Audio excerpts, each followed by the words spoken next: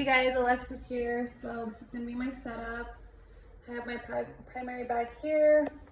I have my tubing, my vancomycin, alcohol pads, and I have my IV, my infected IV, and I'm going to get right into it. So we have a patient admitted for a central line infection. Orders are to administer vancomycin 750 milligrams over 2 hours. So I went ahead and did my calculations since our supply comes in 750 milligrams per the 150 milliliters. We are going to be infusing 75 milliliters per an hour for 2 hours. So I'm going to knock on the door. Knock, knock. Hi, my name's Alexis. Hello. I'm going to be your nurse today. Can I get you to say your name and your date of birth, please? Bobby Baca, July 3rd, 1995. Okay, so I'm going to go ahead and I'm going to identify with his bracelet and Bobby Baca, July 3rd, 1985. That's perfect. So I have orders to start another medication due to your infection. So I can see his IV site and it's infected, so vancomycin will definitely fit what we need. I'm gonna ask, do you have any allergies? No, I don't. No? Okay, I didn't see an allergy brand.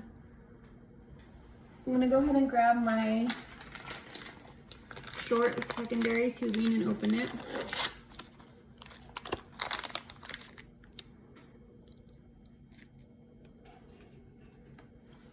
Here it is. Making sure my clamp is closed.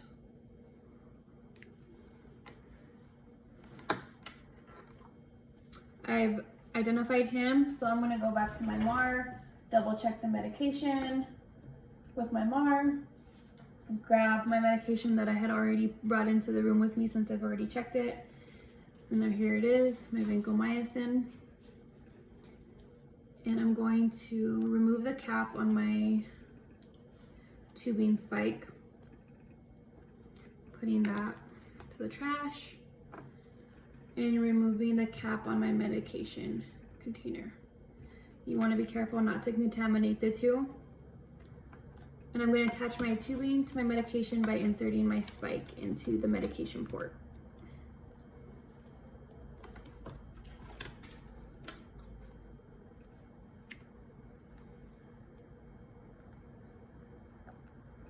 This actually has liquid in it, so I don't want it to spill anywhere.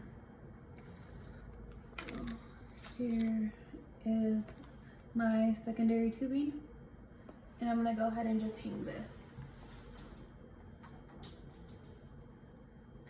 And I'm gonna just hang my tubing.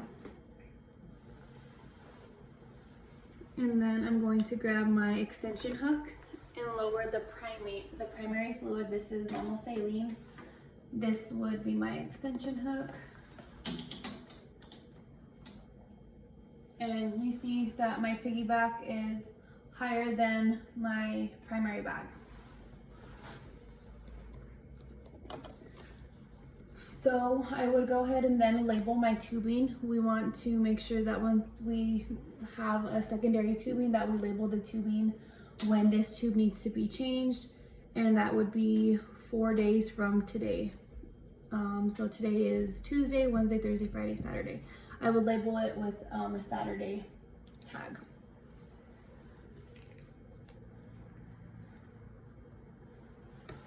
I'm gonna go ahead and grab my drip chamber, and I'm gonna squeeze it so that it is 1/3 of the way full.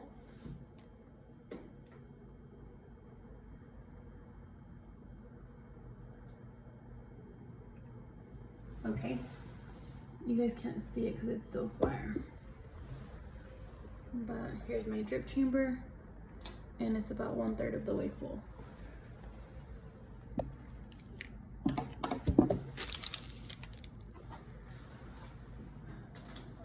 I'm gonna open the clamp so I can prime my tubing.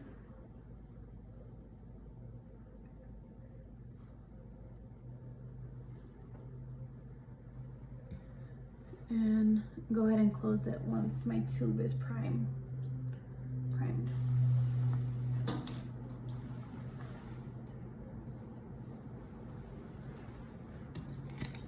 And then I would grab an alcohol pad and I would clean the access part on the primary tubing of where it entered. So if I had my machine, I would go ahead and clean it where it enters the machine.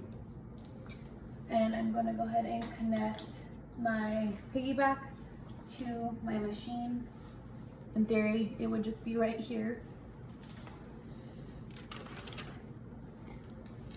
I'm gonna pause the infusion pump, open my clamp once again, since we have it hooked up.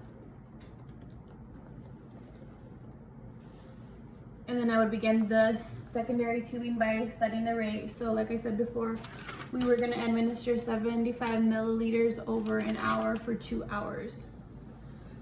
Once I begin my infusion, I'm gonna look at my primary infusion rate and make sure that nothing changed and it is all complete.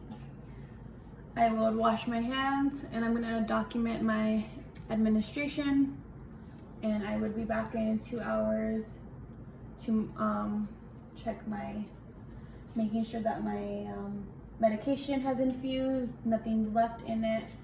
And then I know on our checkoffs we said that we needed to add a secondary bag after this, but there's no need to since our order covers it. Like I said, I would document, wash my hands, and let the patient know that I'd be back. Thanks guys, let me know how I did.